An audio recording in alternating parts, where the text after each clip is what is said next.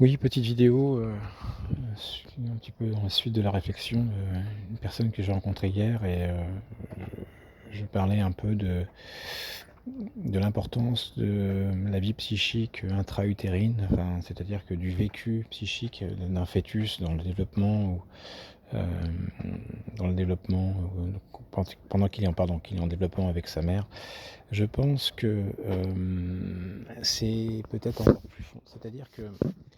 le vécu psychique d'un nourrisson dans le ventre de sa mère, ce qui va se passer comme interaction entre la mère et le nourrisson au niveau des interactions émotionnelles, va, je pense, conditionner beaucoup de choses dans le futur. Je vais donner un exemple simple, c'est-à-dire que par exemple, si il y a une relation de stress entre la mère et son nourrisson, pour quelque raison que ce soit, hein, une mère peut être stressée par le fait d'être enceinte, je veux dire, il n'y a aucun jugement à avoir là-dedans, mais toujours est-il que qu'est-ce qui va se faire? C'est que le nourrisson va intégrer la notion de stress. Et plus tard, quand il va, je dirais, commencer à se différencier, c'est-à-dire que c'est vrai que les premiers mois de vie sont extrêmement fusionnels, on dit souvent que voilà, que c'est un stade fusionnel entre la mère et l'enfant, et que peu à peu, au fur et à mesure du temps, le nourrisson va commencer à s'ouvrir à l'extérieur, notamment en prenant conscience de l'existence d'un autre que sa mère, c'est-à-dire du père, quoi. Mais si le nourrisson a été imprégné de stress pendant sa vie fœtale, si le fœtus voilà, ce qui va se passer, c'est que le nourrisson aura toujours un stress au fond de lui, et tout changement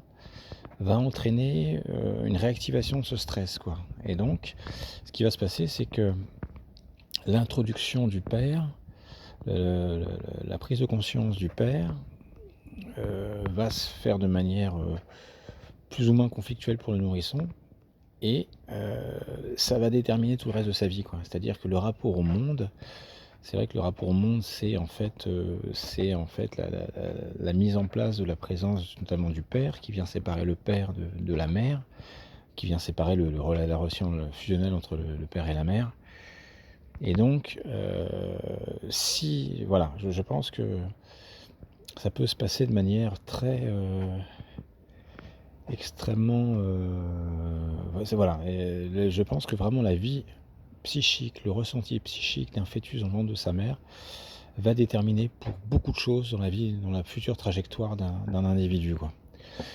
Parce que c'est vrai que souvent les gens, quand il y a des soucis psychiques, vont essayer de se souvenir de la claque qu'ils ont pris d'un oncle, de la claque qu'ils ont prise de leur père, et à partir de là vont vouloir